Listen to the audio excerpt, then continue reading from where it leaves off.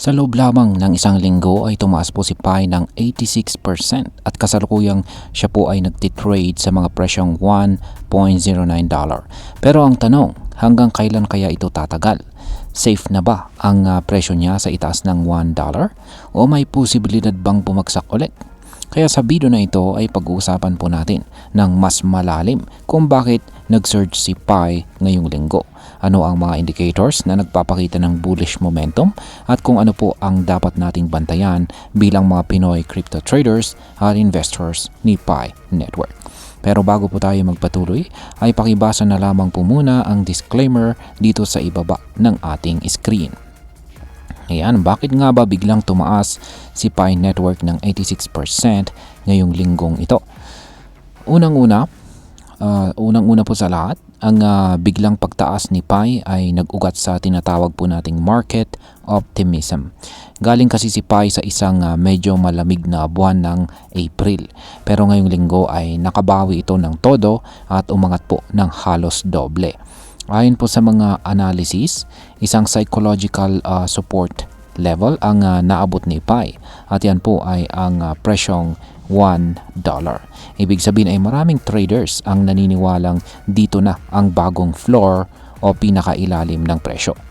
Nang hindi bumaba si Pi sa price level na ito, nagkaroon po ng kumpiyansa ang mga investors. Kaya marami ang bumili.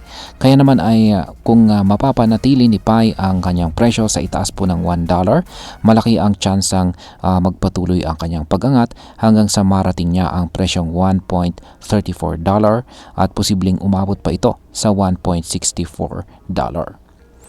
Ngayon ay meron po tayong dalawang indicators dito kung na siyang ating aalamin kung ano ang ipinapakita ng mga ito at yan po ang RSI at ang CMF.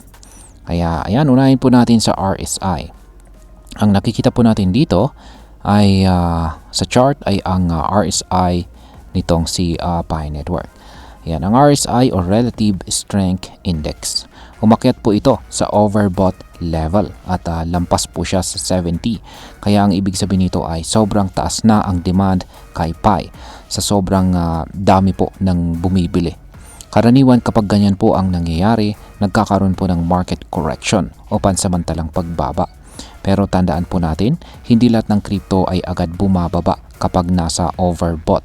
May mga pagkakataon po na tumatagal sila sa mataas na RSI nang hindi agad bumabagsak.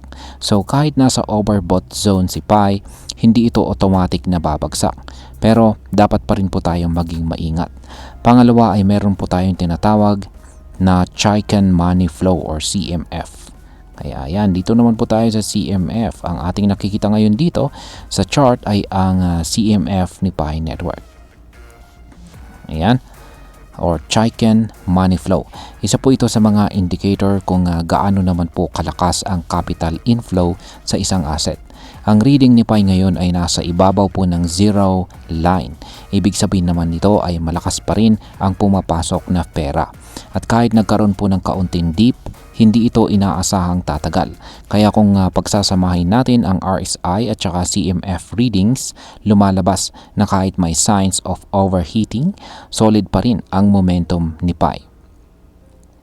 Ngayon guys, ang sunod po nating tanong dito ay ano po ang posibleng mangyari sa presyo ni Pi sa mga paparating na araw.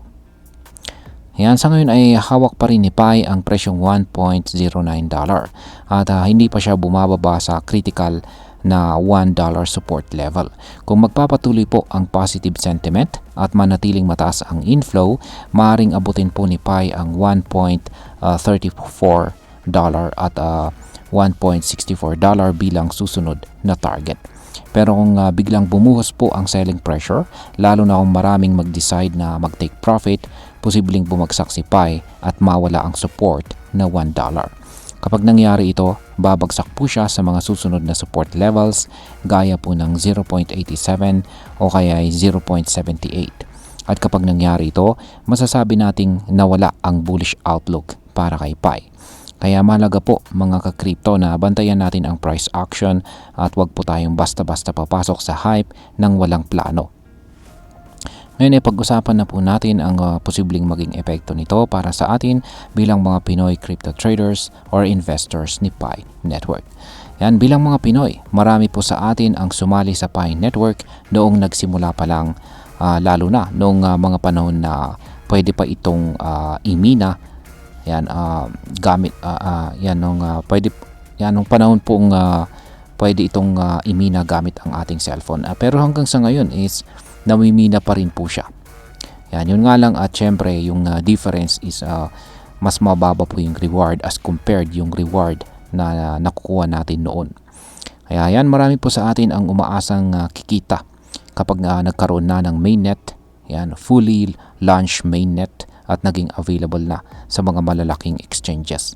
Ngayon, kahit hindi pa official listed itong si Pi sa mga major exchanges gaya ni Binance o Coinbase, ang pagtaas po ng kanyang presyo sa mga peer-to-peer trades ay nagbibigay po ng pag-asa.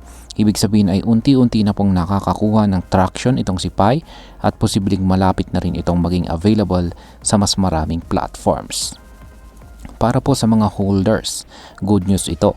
Pero wag po nating kalimutan na wala pa ring official liquidity at hindi pa open ang mainnet transfers para sa lahat.